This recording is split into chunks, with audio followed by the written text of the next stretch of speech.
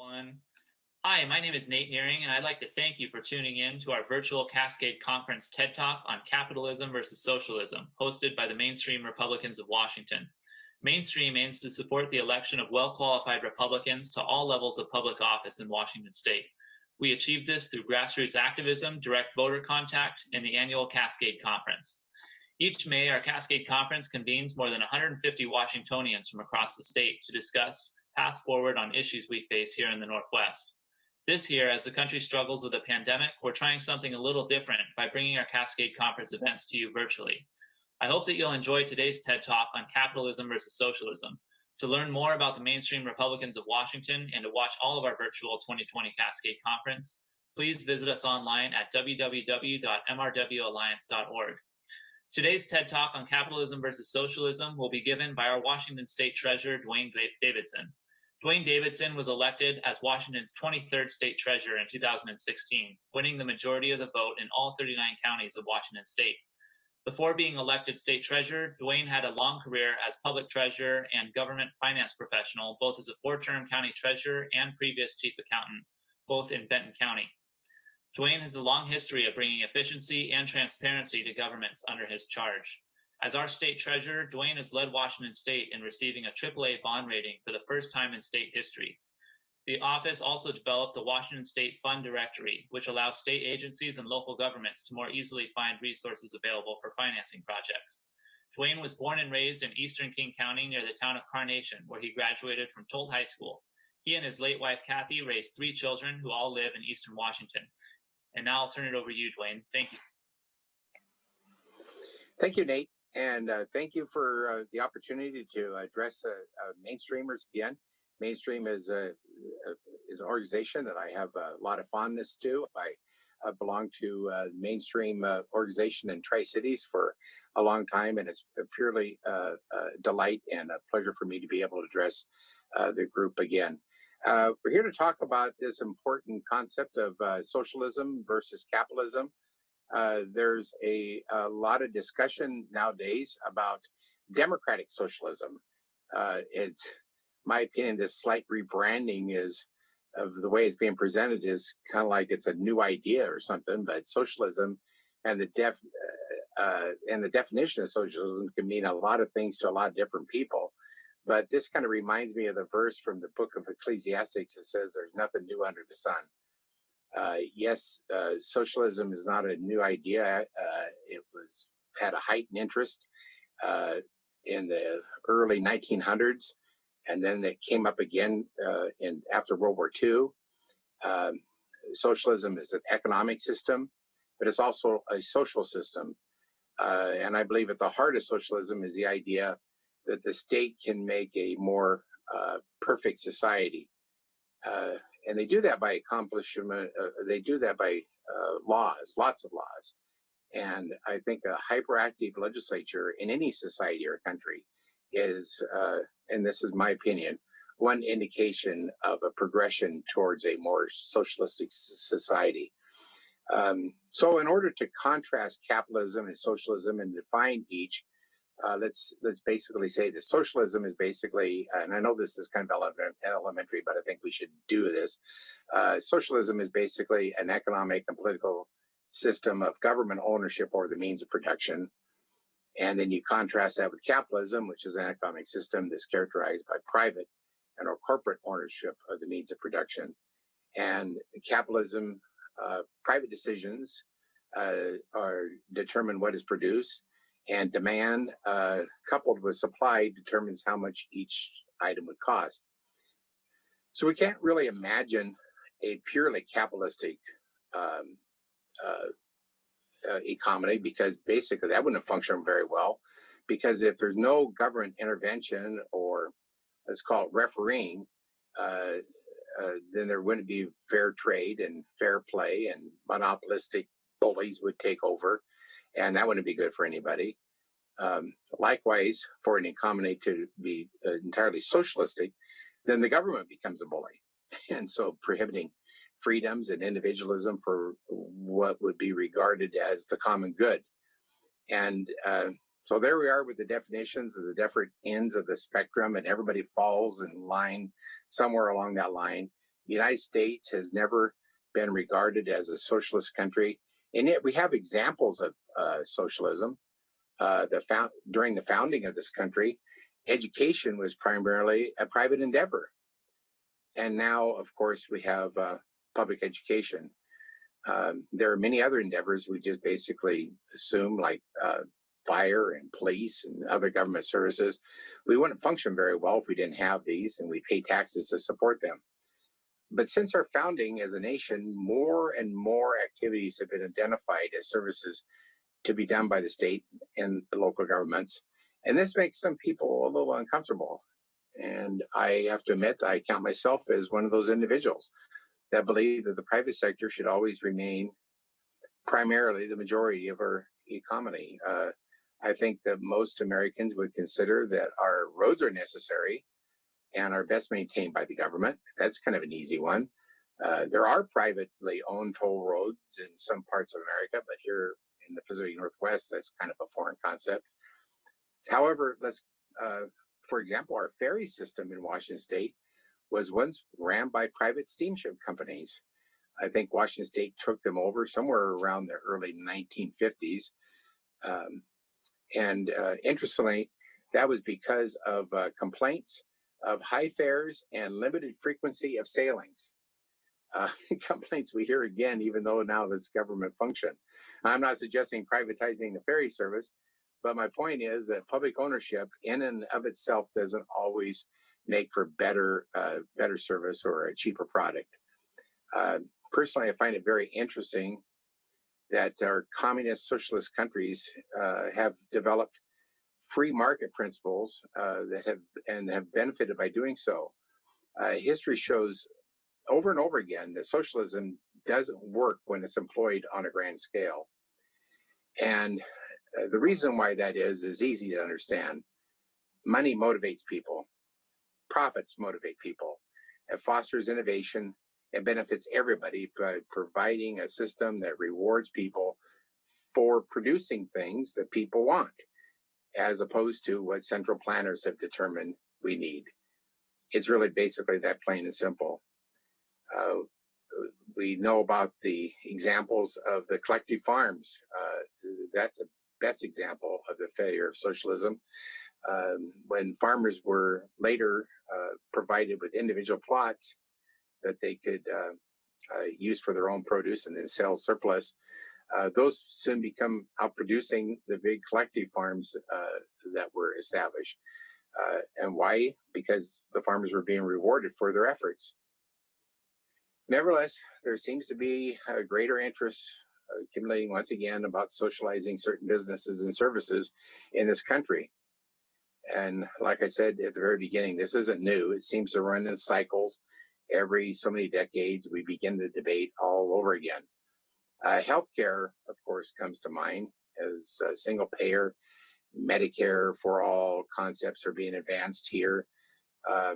However, the majority of the Americans seem to be reluctant to go there because of the loss of the freedom of choice and being able to choose their doctor, for example. It's generally these inefficiencies and lack of quality that concern people with such a system. But the advocates will state that it's always more fair, more equitable type of a way of doing things. And so obviously, if you believe that healthcare is a basic human right, you're going to be more apt to be in favor of a socialized medicine program. The debate over overhauling the healthcare system is something that's a little bit beyond me. That could be talked about for weeks on end by people a lot more knowledgeable on the subject than I. So, as your state treasurer, I do want to switch subjects a little bit and talk about something I do have an opinion on and understand, and that is this recent idea and concept about this being discussed by some in our legislature about creation of a state bank. Now, we have state charter banks, and of course, we have large federally chartered banks, and there's also credit unions that provide financial services for all of our citizens. A state bank is not one of these, but instead is a bank that's owned by the state. They basically it basically would provide the same functions and services that you would find in these other finance institutions that I just mentioned. But a state bank would not necessarily be welcoming to competition. Government-owned enterprises rarely tolerate competition. Instead, they eventually seek special provisions that require participation. For example, with the state bank, it may require the state agencies and local governments bank with them to ensure they have customers. They may also mandate that certain taxes to ensure enough capital to lend. After all, that's what banks do, is lend money. And I see so far that to be my biggest concern when it comes to a state bank is the capitalization funding of a bank is basically going to be on the taxpayers and the citizens of our state. And so with that comes the risk associated with citizen ownership of a state bank, because it can't fail.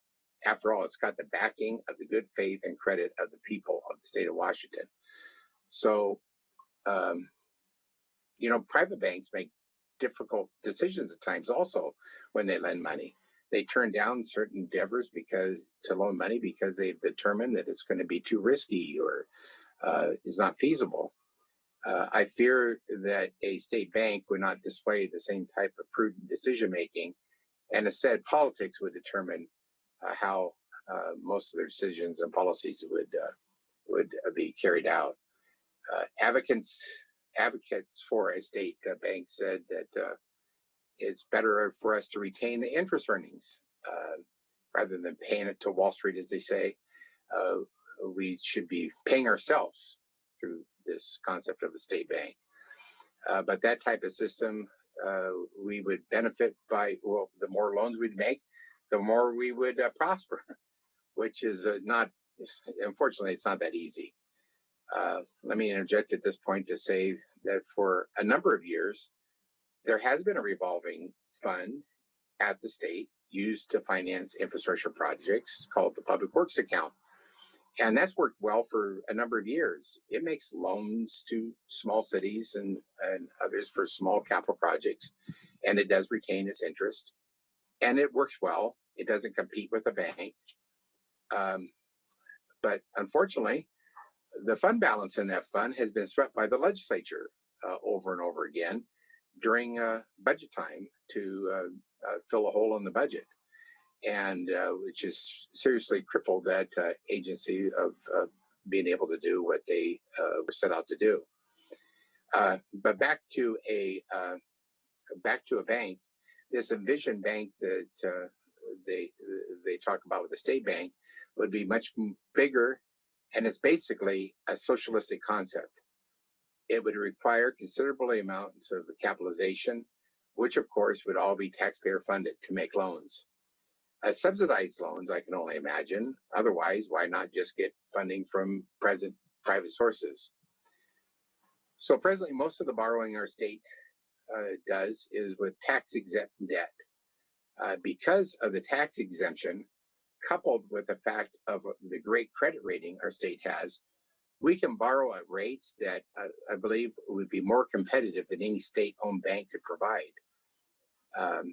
Another thing that makes me nervous is the biggest accumulation of funds at the state at the present time is our pension reserves, which are there basically to fund pensions for both our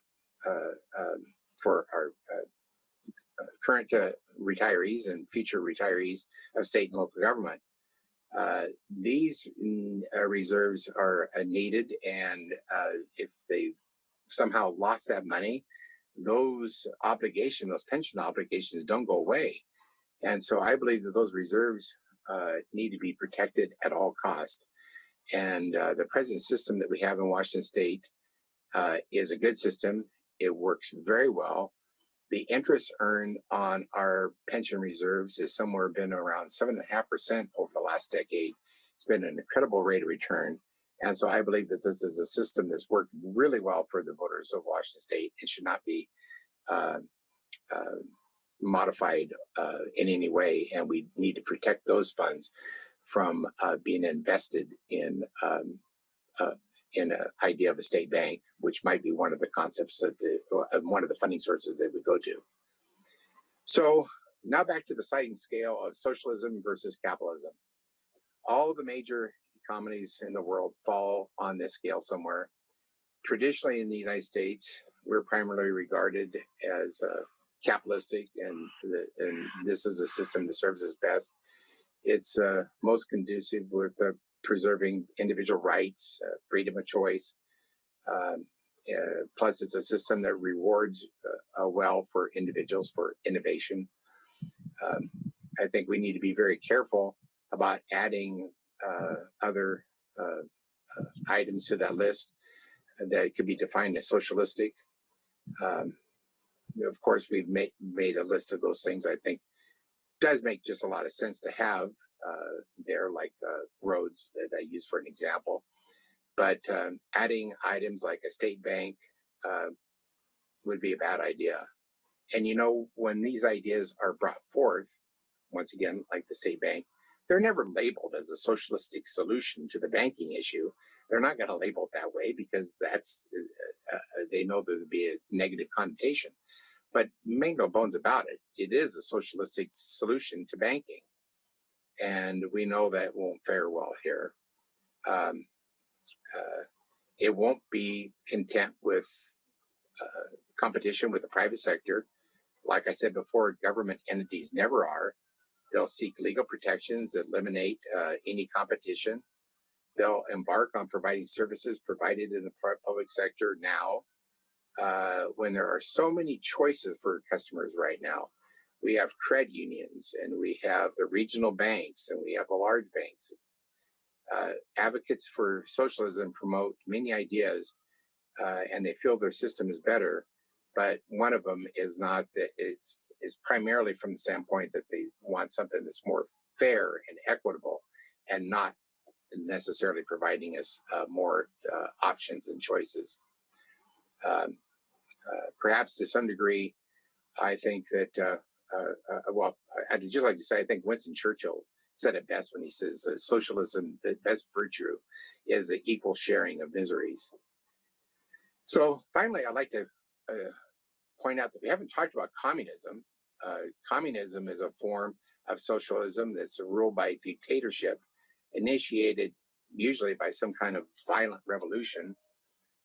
All private property is eliminated and controlled by the state. And I think it's been pretty well accepted that communism fails. All throughout the world, we've seen that pure communist governments have adapted some measure of private ownership in their economies to succeed, and it's worked. In contrast, socialism is never done by violent revolution. It's usually a progression, ever increasing, more and more in the economy by more and more control of the activities by the state, normally under a democratic system of government. Unfortunately, sometimes they are able to win the voters over by promising things and establishing an environment of entitlement. During this process, I really suspect that the changes are being identified as socialist. More often, they're just promoted as being more fair and equitable way of doing things. And the problem I have is that totally destroys incentive, disregards individual rights, and in short, it just basically doesn't work. So I hope that that's my perspective on a compare and contrast of socialism versus capitalism, and giving a couple examples of how it's trying to be promoted within our state. I hope this has been informative. Thank you for allowing me to share with you today. Take care and be safe. Thank you.